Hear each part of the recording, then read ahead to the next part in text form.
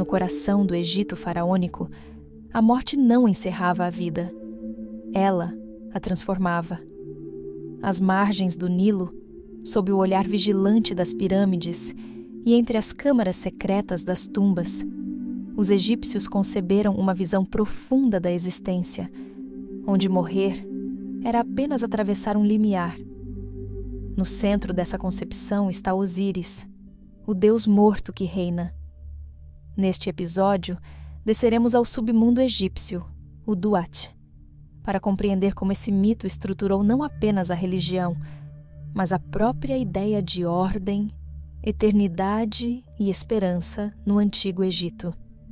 Segundo as tradições mais difundidas, Osíris foi um rei divino, governante justo e civilizador, amado por seu povo. Seu irmão, Set, símbolo do caos e da violência, tramou sua morte. Num banquete ritual, ofereceu-lhe um sarcófago esculpido sob medida. Ao deitar-se no caixão, Osíris foi selado e lançado ao Nilo. Mas Set não se contentou com a morte. Desmembrou seu corpo e espalhou os pedaços pelos cantos do Egito. A esposa e irmã de Osíris, Ísis, parte então em uma jornada de busca sagrada. Um a um, recolhe os fragmentos do corpo, recompõe-no com rituais mágicos e gera, a partir dele, o deus Horus. Osíris, porém, não retorna à vida terrena. Ele é restaurado e transformado, tornando-se o rei do mundo dos mortos, soberano do além. Este mito, anterior às grandes epopeias mediterrâneas, estabelece não apenas um drama teogônico, mas um paradigma ritual. O corpo fragmentado e reunido de Osíris se torna modelo para os ritos funerários egípcios, e sua realeza no além-vida estabelece a arquitetura espiritual da eternidade. A partir do Império Novo, o chamado Livro dos Mortos, mais precisamente, livro para sair à luz do dia, torna-se o guia ritual do defunto em sua jornada pós-morte. Trata-se de uma coletânea de feitiços, hinos, fórmulas e instruções mágicas inscritas em papiros e túmulos. Seu objetivo era claro: assegurar que o morto pudesse atravessar o Duat, escapar dos perigos e alcançar a justificação diante de Osíris. A cena mais emblemática é o julgamento do coração, descrita no capítulo 125.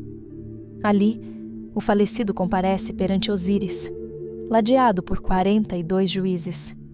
Seu coração é pesado contra a pena de Maat, deusa da ordem cósmica. O julgamento não visa avaliar pecados individuais, mas verificar se o falecido viveu em harmonia com a Maat, conceito que funde verdade, justiça e equilíbrio universal. Se aprovado, o morto era declarado Maa-Keru, justificado pela palavra, e ingressava num novo estado de existência, não como sombra, mas como ser pleno, ativo, integrado ao domínio de Osíris. Diferente das tradições que se consolidariam mais tarde no Mediterrâneo, como a judaico-cristã ou a greco-romana, marcadas por uma ênfase crescente em conceitos de culpa, pecado e redenção pessoal, a religião egípcia antiga apresenta uma concepção mais estrutural, quase orgânica, da existência e da morte. Não se trata, no Egito, de um tribunal onde se pesam intenções íntimas ou arrependimentos subjetivos, mas de uma balança que mede a sintonia da alma com a ordem primordial. A vida após a morte não é uma consequência moral, mas uma questão de harmonia com Maat, o princípio cósmico que rege todas as coisas, da trajetória dos astros ao comportamento do escriba no templo. Maat, palavra difícil de traduzir, pois carrega em si os sentidos de verdade, justiça, ordem e equilíbrio. Não é uma abstração filosófica. É uma realidade que se encarna no cosmos e nos ritos. O egípcio antigo via o universo como uma tapeçaria viva, onde tudo possuía um lugar adequado e um ritmo ordenado. Participar desse ritmo era mais importante do que se arrepender de um erro. A verdade não era subjetiva nem relativa. Era algo que se praticava com o corpo, com os gestos certos, com as palavras rituais, com o respeito devido aos deuses, aos mortos e ao ciclo das estações. A espiritualidade egípcia era, antes de tudo, um modo de alinhar-se com a ordem universal e não de corrigir desvios existenciais por meio do remorso. É nesse contexto que surge a figura grandiosa de Osíris, não como juiz vingador ou árbitro de méritos morais, mas como modelo de integração cósmica. Ele não pune, tampouco recompensa, ele absorve. Osíris não condena o morto, antes o acolhe, desde que este tenha seguido os ritos corretos e vivido em conformidade com a Maat. Tornar-se um com Osíris é a expressão que define a plena realização do destino do morto piedoso. Trata-se de uma união sacramental que transcende a morte enquanto ruptura e a transforma em passagem. A alma que se une a Osíris não apenas sobrevive, ela é reconstituída, inserida novamente no fluxo da criação, convertida em uma forma estável de eternidade. Uma eternidade que não é estática, mas ritmada, vinculada à renovação cíclica que caracteriza a própria natureza do Egito. Por isso, Osíris não é propriamente um juiz moral, mas um arquétipo de transfiguração. Ele é a imagem da vida que vence a morte, não por força ou heroísmo, mas por ritual e reintegração. Sua história é o eixo simbólico da espiritualidade funerária egípcia.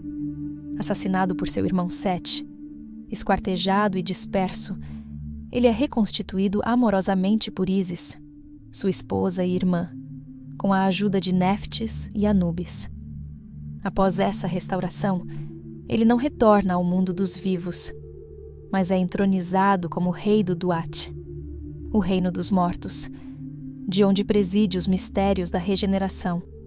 A trajetória de Osíris é o paradigma, o roteiro que todo egípcio esperava seguir, desde que os ritos funerários fossem executados com exatidão, os textos recitados corretamente e os símbolos respeitados com fidelidade. O mito de Osíris é, assim, uma das colunas mestras da religião egípcia. Ele não é apenas uma história mítica. É uma liturgia cósmica inscrita nas paredes das pirâmides do Império Antigo, nos textos dos sarcófagos do primeiro período intermediário e nos textos dos mortos da 18ª dinastia em diante. Seu mito estrutura toda uma antropologia religiosa, oferecendo não apenas consolo, mas também instrução.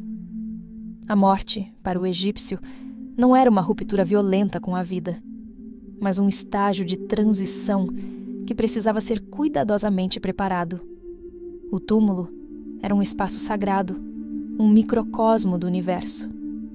E o ritual funerário, um drama de reconstituição, a reatuação, em cada sepultura, do que aconteceu com Osíris. Ser egípcio, em seu sentido mais profundo, era viver com os olhos voltados para além do horizonte visível. Era cultivar a vida como um prelúdio à travessia. Desde o nascimento, o egípcio era ensinado a preparar-se para o além, a praticar a Maat, a recitar os hinos, a cumprir os rituais, pois a morte não era o fim, mas o momento decisivo de reintegração no cosmos divino. E no coração desse horizonte de eternidade, Osíris esperava, não como um fim trágico, mas como a forma ideal da existência restaurada. Seu corpo, esquartejado e reunido, espelha o próprio Egito, como o Nilo que transborda, inunda e fertiliza, e depois retorna ao leito.